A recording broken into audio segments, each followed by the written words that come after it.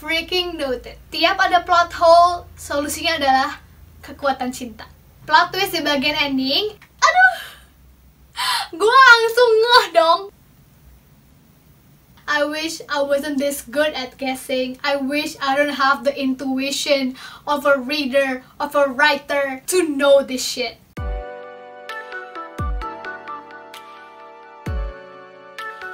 What is up you guys? Welcome back to my channel. Hari ini gue akan mengombinasikan dua segmen booktube gue, yaitu Cambuk, cuap-cuap mengenai buku, dan Gemar diskusi buku.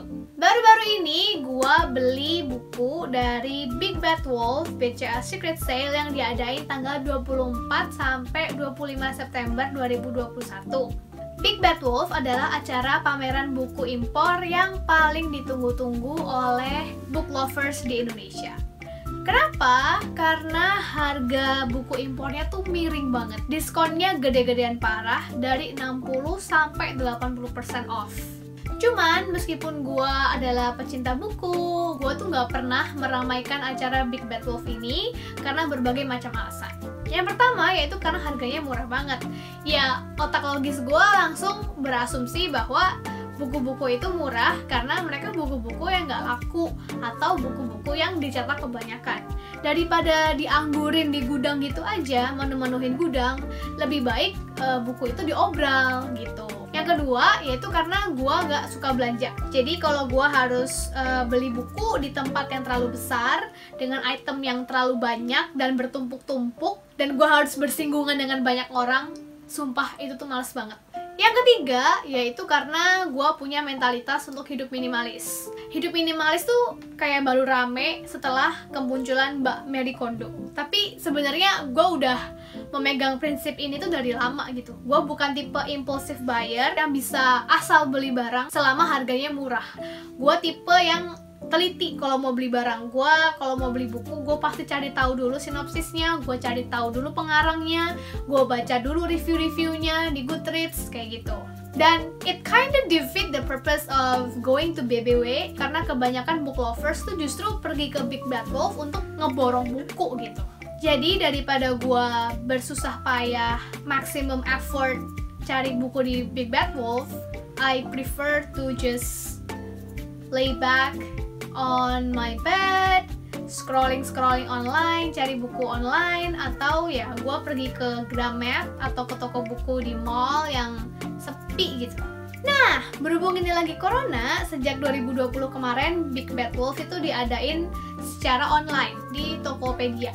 Gue baru kepikiran untuk iseng ngecek Big Bad Wolf gara-gara gue ngeliat iklannya di Instagram. Iseng lah, gue langsung buka Tokopedia, gue cek, dan harganya emang miring banget.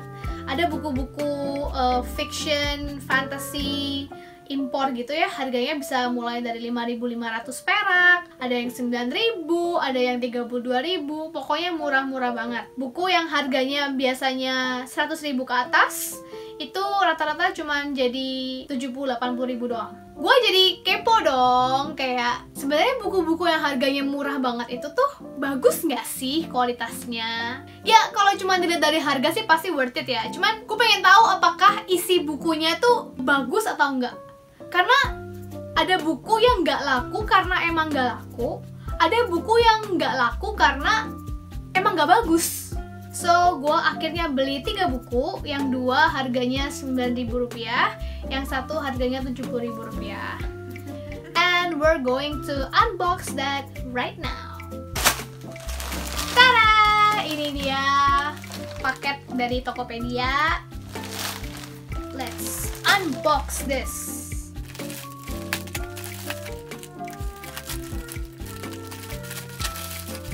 Paket dari BBW ini cepet banget datangnya.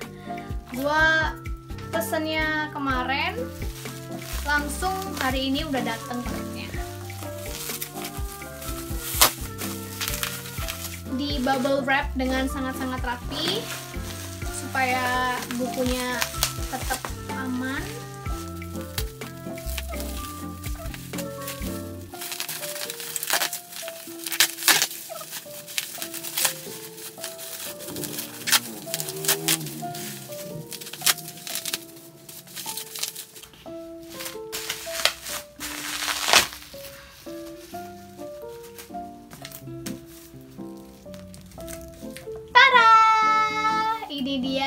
3 buku yang gue beli kemarin.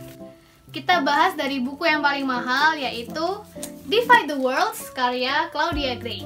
Nah, Defy the Worlds ini itu buku sequel dari bukunya yang pertama, yaitu Defy the Stars. I heard a lot of good things about this book, jadi gue penasaran banget sama ceritanya, gue pengen baca. Tapi sialnya kemarin di Tokopedia tuh mereka nggak jual buku pertamanya, yaitu yang Defy the Stars. Jadi kayaknya gue akan cari dulu buku pertamanya, baru gue baca ini. So, kemungkinan besar gue baru bisa bahas buku ini di wrap up bulan depan. Nah, ini dia the movie version by Emma Wunsch yang gue beli dengan harga Rp9.000. Ini hardcover guys. Gue nggak nyangka sih gue bakal dapat hardcover dengan harga Rp9.000. Kalau gue baca dari sinopsisnya, ini tuh lebih kayak contemporary romance kayaknya. Gue sengaja sih untuk mini book haul yang BBW ini gue sama sekali nggak buka Goodreads untuk cari tahu soal bukunya. Yang gue tahu cuman yang Defy the Worlds doang. Tapi yang 9.000-an gue sengaja pilih buku yang sama sekali gue nggak tahu apa-apa, karena gue pengen beneran objektif gitu ya menilai si buku ini. So I'm very interested to read it. And the second one is The Edge of Everything karya Jeff Giles. Ini kayaknya buku fantasi deh kalau ngeliat dari sinopsisnya dan ngeliat dari testimoninya. Di bagian cover paling depan, testimoni paling atas itu dari Cassandra Clare, yang of course a very renowned fantasy writer, sharp, dark, thoughtful, and romantic, dia bilang. Terus ada jargonnya, for the perfect love, what would you be willing to lose? Fix ini fantasi campur romance. I'm so excited to read this one. Yep, I will read these books and I will get back to you guys in a few days time to give you my review. Ciao! A little longer than a few minutes later. Oke, so gue udah beres baca kedua buku tersebut dan sekarang gue akan bahas satu persatu mulai dari buku yang pertama, The Edge of Everything. Sesuai dugaan gue, dia bergenre fantasi romance, bercerita tentang Zoe, seorang cewek yang hobi caving atau menjelajahi gua. Zoe ini baru kehilangan ayahnya yang ngajarin dia caving. Ayahnya mengalami kecelakaan waktu lagi solo caving di Black Tears. Terus mayatnya terperangkap dan gak bisa diambil polisi. Zoe ini kemudian bertemu dengan X, seorang bounty hunter dari Lowlands. Lowlands itu kayak semacam underworld atau hell gitu ya. Nah, si X ini bertugas untuk mengambil jiwa-jiwa manusia yang jahat dari bumi atau mereka sebutnya overworld dan membawanya ke Lowlands atau ke underworld itu tadi. Waktu si X ini lagi mau ngambil jiwa seseorang, Zoe lagi ada di situ dan Zoe ask him for mercy. Orang itu pun kabur dan X mengalami trembling. Trembling itu semacam kayak demam, badan gemeteran karena dia harus banget bawa si orang itu ke Lowlands. Kalau dia gagal, semua sel dalam tubuh dia tuh kayak menuntut dia untuk nangkep orang itu. Makanya dia sakit-sakitan. But instead of going and searching for that guy, X malah tinggal di rumah Zoe dan akhirnya dia pun jatuh cinta sama Zoe. Mereka pacaran, tapi para petinggi Lowlands yang disebut The Lords gak suka kalau X kelayapan di bumi, di overworld, sehingga mereka pun menjemput X dan mengancam kalau X gak ikut mereka balik ke Lowlands, mereka akan menyakiti Zoe dan keluarganya. So the main conflict in this book is basically gimana caranya Zoe dan X, dua orang yang berasal dari alam yang berbeda, berupaya mencari cara supaya mereka bisa bersama. Dari segi delivery dan pembahasaan, karena ini genrenya young adult fantasy, bahasanya cukup simple. Ada beberapa part yang agak puitis, tapi tetap ada realness and obliviousness that comes with the young age of the characters. Dari segi plot, world building yang ada di sini, deskripsinya soal Lowlands itu bagus banget. Sayangnya world building yang bagus ini harus dinodai oleh unsur romance.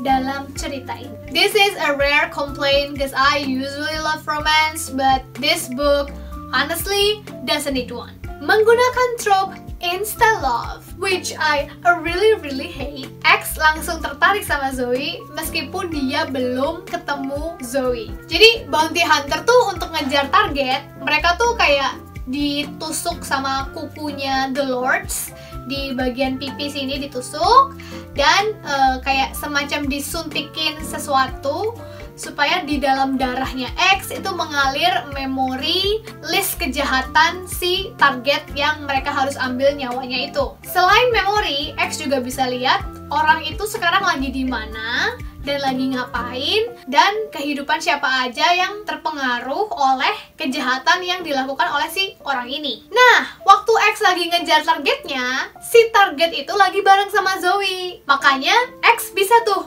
ngelihat Zoe di kepala dia. The man's name was a boring little brick, Stan. It wasn't just Stan's story that rushed through X's blood, but also the story of everyone whose lives he had infected. There was an old couple called Bert and Betty. There was a boy lost in the woods without a coat or gloves, a pair of dogs, and a girl. X could have summoned her face and pictured it with perfect clarity, but he was careful not to. He merely glimpsed her out of the corner of his mind's eye and saw enough to know that she was too lovely, too fierce, and full of hope for him to recover from. Yang gak make sense adalah ketika X ngalamin trembling karena dia membiarkan targetnya lolos kabur gitu aja, keberadaan Zoe tuh bisa membuat efek trembling itu nggak separah biasanya. To the point that X itu bisa beraktivitas seperti biasa, cuman kayak lemah dan low energy aja, tapi dia nggak yang sampai pusing, sampai insomnia, sampai demam gitu, nggak. Sampai akhir cerita nggak dijelasin kenapa Zoe bisa meredakan efek tremblingnya X. So for now, I assume itu semua karena kekuatan cinta. So freaking noted. Tiap ada plot hole, solusinya adalah kekuatan cinta. Anyways, I like X. I think he is so cute. Jadi X itu kan selama seumur hidup dia tuh tinggal di lowlands, di neraka ya. Jadi dia tuh nggak ngerti hal-hal yang berbau art, music, trend. Terus dia tuh kalau ngomong baku banget. So it's very interesting to see the conversation going on between X and Zoe. Tapi ya itu tadi, gara-gara insta love, gue jadi nggak bisa mengapresiasi kebersamaan X dan Zoe. Karena jujur aja, menurut gue chemistry-nya agak berkesan dipaksakan. Understandably, X jatuh cinta sama Zoe karena Zoe itu practically what he aspires to be. Zoe itu brave and bright, nggak negatif kayak X, nggak tainted and sinful seperti X yang udah ngambil nyawa banyak orang. Yang itu gue paham. Tapi sejujurnya kalau dari Zoe-nya ke X, fix dia tuh cuman naksir sama X karena X tuh ganteng. Let me read you some of the passage to make it clear. Ini terjadi waktu Zoe pertama kali ketemu X. X was so pale that his face seemed to give off a light all its own. From a distance, she couldn't even guess at his age, though she could see that he had beautiful long hair that was actually messy and uncared for, not just thought to look that way. He was wearing a long coat, deep blue with an iridescent shimmer like a soap bubble. His shoulders were broad, his waist slim as a swimmer's. Unlike the bruised skin of his face, X's back was smooth and untroubled, a blank canvas. It occurred to Zoe that someone or something had spared it, and for a reason. She honestly didn't know if she came up with this idea herself or if he gave it to her. X spread his arms wide. His shoulder blades flashed in the darkness and his back became broader still. Zoe couldn't help it. She took a photo to put on Instagram later. Seriously, Zoe? You're just fantasizing shit because X is handsome. Kalau dia nggak ganteng, lu pasti udah lari cuy dari situ. Lu nggak akan take Instagram photo. Beauty privilege is real, y'all. As I mentioned before, menurut gua world buildingnya dan backstory dari X itu udah cukup kuat untuk menjadi satu buku tanpa perlu ditambah embel-embel percintaan. Zoe harusnya bisa jadi sahabatnya X aja yang memberi contoh dan memberi pengaruh yang baik bahwa X itu harus berani stand up against the lords. Kalaupun harus banget nih ada unsur romansnya, menurut gue ya jangan pakai insta love. Harusnya awalnya mereka pure bersahabat, pure saling mengenal satu sama lain, dan benih-benih cinta baru mulai muncul waktu X dan Zoe terpaksa pisah setelah X dijemput sama The Lords. Plot twist di bagian ending, X itu akhirnya dikasih kesempatan untuk bisa bebas dari Lowlands dengan cara dia harus memanen jiwa terakhir untuk Lowlands. Setelah itu dia bisa hidup bebas di Overworld, di bumi. Tapi sialnya, aduh, gue langsung ngeh dong jiwa siapa yang harus dia ambil. I won't spoil it for you guys in case kalian mau baca buku ini. Tapi I wish I wasn't this smart. I wish I wasn't this good at guessing. I wish I don't have the intuition of a reader, of a writer to know this shit. Buku ini ada sequelnya, The Brink of Darkness, which is very upsetting karena gue pikir ini standalone, tapi ternyata buku ini duologi. Jadi sekarang gue harus nyari lanjutannya karena gue kepo sama lanjutannya. Dari buku ini masih banyak banget pertanyaan yang belum terjawab soal X dan soal Lowlands. Siapa yang jadi hakim utama di Lowlands yang berkuasa di atas para lords? Terus emangnya dia selama ini gak ngeliat gitu betapa X itu diperlakukan gak adil di Lowlands? Terus siapa orang tua X? Hukuman apa yang akan X dapat gara-gara dia gagal memanen jiwa yang terakhir dan dia berontak bahkan melawan para lords? Gimana caranya X bisa kabur dari Lowlands dan bisa bersama Zoe? Judging from the book itself, I rated it 3.5 star. Tapi karena buku ini memunculkan banyak pertanyaan dan membuat gua kepo banget pengen baca lanjutannya, so I bump it up into 4 stars. I definitely would read this again before I start reading the sequel. Man, paying 9K and getting this quality of a story, what a bargain. Next book, the movie version. Buku ini bergenre YA contemporary atau YA realistic fiction, bercerita tentang Amelia yang selama ini happy menjadi penonton. She's standing on the sidelines dan membiarkan kakaknya, Toby, menjadi karakter utama dalam hidup dia. Toby adalah cowok yang populer di sekolah, dia keren, dia punya banyak teman, dia bisa segala hal, menyenangkan, dan dia hafal banyak banget quotes-quotes dalam film. Arti dari judulnya sendiri, the movie version, itu maksudnya bagi Toby dan Amelia, segala hal yang terjadi di dalam film itu lebih menarik dibandingkan yang terjadi di dunia nyata. Jadi mereka itu secara alam bawah sadar selalu mengucapkan hal-hal yang kedengarannya lebih menarik seperti yang di film-film. Makanya mereka suka saling bales-balesan quotes-quotes dalam film gitu. Terus mereka juga mengambil tindakan, cara mereka berpikir itu juga sangat dipengaruhi oleh film. Jadi mereka berusaha menata hidup mereka supaya indah kayak film. Suatu hari Toby bertindak di luar kebiasaan. Dia teriak-teriak nggak jelas,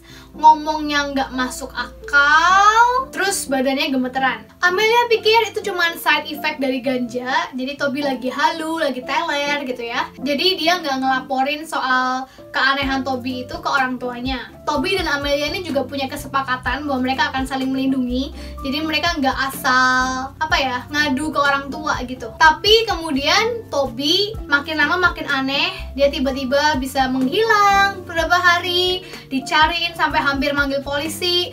Tahu-tahu dia balik, tapi waktu balik juga ditanya tuh dia kayak nggak inget apa-apa, kayak bego aja gitu, terus ngomongnya nggak jelas. Dulu dia populer, sekarang lama-lama dia suka menyendiri, suka moodnya naik turun. Pokoknya he becomes a whole different person all of a sudden. Setelah Toby dibawa ke rumah sakit, akhirnya baru ketahuan lah bahwa Toby mengidap skizofrenia. Gua suka banget buku ini karena it's very real, but the delivery is very nuanced. Contohnya adalah saat Amelia kehilangan keperawanannya, di saat yang bersamaan ketika Toby baru masuk rumah sakit. Of course, for Amelia, losing her V card is a big deal and she kind of wants to share it with her closest inner circle. Tapi semua tuh lagi ribet sama Toby. Jadi kayak sahabatnya semua nanyain gimana kondisi Toby, orang tuanya lagi mikirin Toby, dia mau ngomong ke Toby juga nggak bisa karena Tobynya lagi sakit. Jadi dia nggak bisa cerita sama siapa-siapa. Dan at random times, that thought just pops up in her mind like, oh my god, I'm no longer virgin. But she cast that aside karena ya, kehilangan keperawanan itu not as big of a deal as Toby suffering from schizophrenia. Waktu baca itu ya, jujur my heart hurts for Amelia karena kayak, oh my god, gue tuh sering banget melakukan hal kayak si Amelia ini, sumpah. Gue berpikir bahwa my life, my problems are not as important as other people's life and other people's problems. Jadi ujung-ujungnya tiap gue ada masalah, gue tuh gak pernah ngomong sama siapa-siapa. Gue diem-diem aja, gue pendem sendiri. Ketika masalahnya udah beres, for a long time, baru gue speak up sama orang-orang terdekat gue. Anehnya adalah, I can feel Amelia's pain, tapi waktu gue yang gitu sendiri, gue gak merasa itu painful buat gue. Ngerti kan? Terus diceritain juga gimana Amelia ini struggle untuk bonding lagi sama Toby. Karena, apa ya, di mata Amelia, Toby tuh keren gitu. Dia tuh pengen jadi kayak Toby. Tapi ternyata Toby sekarang aneh dan dia merindukan Toby yang dulu. Tapi dia juga tahu bahwa dia nggak bisa put pressure on Toby to become the old Toby. Dia berusaha banget bikin supaya Toby itu merasa normal, merasa diterima di rumah, meskipun dengan penyakit kejiwaannya yang baru ketahuan. Saking dia bingung dan nervous gitu ya kalau lagi bonding sama Toby, Amelia tuh suka keceplosan pakai kata-kata yang tabu untuk diucapkan ke orang yang skizofrenia. For example, dia mau mengekspresikan kegembiraan, terus dia ngomong, "Ha, that's crazy." Terus dia kayak, "Ups, ini relatable banget menurut gue, karena gue juga tipe yang suka ceplos-ceplos. Gue nggak ada maksud apa-apa, tapi ternyata omongan gue menyinggung orang lain. Ups." Gue suka gimana penulisnya menggambarkan orang tua Amelia dengan cara yang sangat real. Mereka nggak tahu apa-apa soal skizofrenia. Mereka bingung juga gimana cara menjelaskan soal skizofrenia ini ke anak ketiga sama anak keempat yang masih kecil-kecil. Mereka juga bingung gimana caranya ngebujuk Toby supaya mau dirawat di mental institution yang lebih bagus tanpa membuat Toby merasa dia tuh dianggap gila. Well, they made mistakes along the way, but even so, I can see that they are really trying their best for Toby and Amelia. Pembahasan tentang mental illness di sini juga oke banget, very open, very realistic, nggak cheesy sampai kayak meromantisasi atau mengglorifikasi mental illness, tapi juga nggak super deep sampai membuat orang jadi ngerasa gimana gitu sama mental illness. It was just so raw, so real, everything just clicks so perfectly well. Endingnya itu yang bikin gue lebih kayak Amelia akhirnya berhasil ketemu sama Toby di mental institution tempat Toby dirawat, dan di situ mereka ngobrol dengan normal, terus mereka bonding. Terus gak cuma Amelia di situ, ada teman-temannya Toby juga, ada teman-temannya Amelia juga yang datang buat ngunjungin Toby. It was a picture perfect of friendship and family, I guess. Dan gue mau bacain last line dari buku ini yang menurut gue just ends the story beautifully. I walk into my bedroom, put my bag down and close my door. Part of me feels like crying and another part feels like getting back in Prudence and blasting Let It Be as I drive all over town. Part of me wants to think of a better ending to all of this, a Hollywood ending. But I don't cry, and I don't get back in the car, and I don't go and see if the twins want to do something. And I stop myself from imagining how this would end in the movie version. I just sit on my bed, close my eyes, and think about what I'm going to do next. It's just so beautiful and very hopeful. Sometimes ending itu nggak harus yang kayak jelas, definite ending. Sometimes you hang it just like that and it serves the purpose of the story very beautifully. Satu-satunya kekurangan dalam buku ini menurut gua terlalu banyak reference quotes tentang film. Ya, gua ngerti sih judulnya kan the movie version ya. Jadi di sini tuh banyak banget quotes-quotes soal film. Terus Amelia juga suka mikirin tentang judul-judul film yang match sama kondisi dia saat itu. Tapi it was too much. At least for me, karena gue nggak yang penggila film sampai segitunya ya. Jadi kadang tuh gue agak bingung sama quotes-quotes atau sama cuplikan-cuplikan adegan film yang dibahas di sini. Tapi mungkin itu karena gue orang Indonesia. Mungkin kalau orang US baca ini, mungkin mereka have no problems in understanding the reference and the quotes of the movie. Jujur, awalnya gue lebih interested untuk baca The Edge of Everything daripada the movie version. Tapi ternyata gue lebih suka the movie version daripada The Edge of Everything. I rated this book 5 star. The fact that this book had nothing grand happening but still able to touch my cold Grinch heart is the reason why it deserves 5 stars. Kalau kalian kayak gue yang suka baca buku dengan delivery yang subtle, yang menghaluskan kalian untuk read in between the lines, mencari makna-makna implisit di balik kalimat-kalimat yang ada di dalam paragraf, you have to read this book. I couldn't believe my luck. This is the first hardcover book I owned for 9K, and it's the story that I like and I will treasure my whole life. Now the verdict, worth it nggak beli buku di BBW? Well, dua buku tadi bisa dibilang cukup jadul. The movie version itu terbitan tahun 2016 dan The Edge of Everything itu terbitan tahun 2017. But again, karena gue di Indo, gue nggak terlalu merhatiin juga new release buku-buku di US. So I don't really mind reading old books. Cuman kalau kalian tipe pembaca yang harus keep up dengan new release, mungkin kurang cocok ya beli buku di BBW. Well, yes, BBW punya new release section, tapi biasanya variasi judulnya sedikit, stok buku-bukunya juga sedikit, dan semua orang pasti ngincer itu, sehingga kesempatan kalian untuk dapat buku-buku semacam itu tuh rendah banget. For now, I can say that it is pretty worth it karena gue belinya online dan pas banget dapetnya dua buku yang ternyata bagus dan sesuai sama selera gue. Tapi kalau gue harus beli di tempat, harus pergi ke ICE, BSD untuk beli buku sih, gue nggak mau bela-belain ya, fix. Gue pengen tahu dong pengalaman kalian selama ini kalau belanja di BBW kayak gimana, dan apa best buy kalian di BBW so far. Thank you for watching. I hope you enjoy the video. Go like, share, subscribe, dan nyalakan tombol lonceng notifikasi kalau kalian suka konten-konten beginian. I'll see you next time. Bye-bye!